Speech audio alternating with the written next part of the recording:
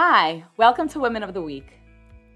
So it's 8 o'clock in the morning and you're rushing to your appointment and you're about to grab your keys and run to your car when you find your keys aren't on the hook where you usually leave them. So you look in all the normal places that usually, maybe in your purse, maybe in your coat pocket, maybe in that drawer in your kitchen, you can't find them anywhere.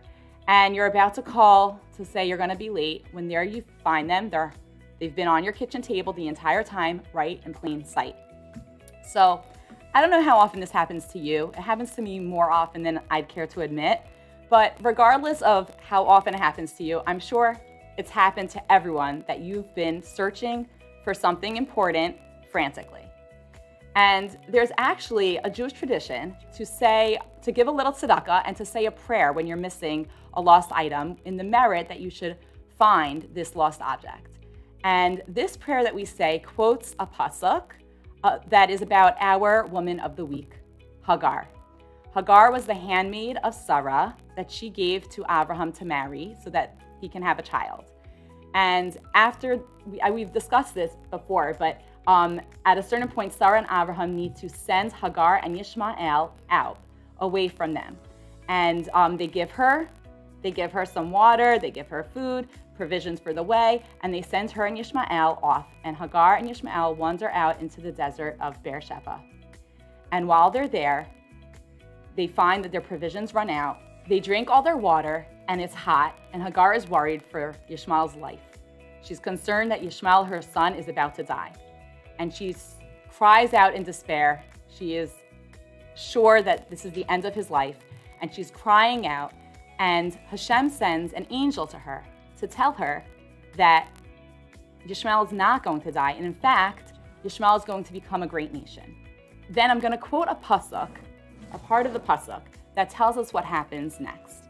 And this part of the pasuk is what we actually say in our prayer when we want to find a lost object. The pasuk says, "Vayifkach Elokim es eineha v'tira be'er mayim." And Hashem opened her eyes and she saw a well of water.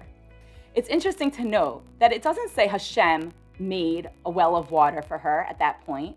No, Hashem opened her eyes and she saw the well of water.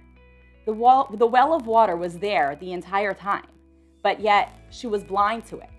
What Rav Binyamin says on this pasuk is that we are all blind unless Hashem opens our eyes for us to be able to see what's right before us. So you can be blind to your keys until Hashem decides that it's time for you to see them. If that's the case for a physical item, like a key, that we can be blind to it until Hashem decides that we can see it, what else are we blind to that's right before us in our very lives?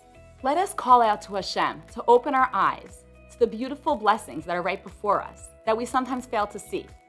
Let us recognize the people in our lives, our amazing friends, our amazing family, our wonderful community.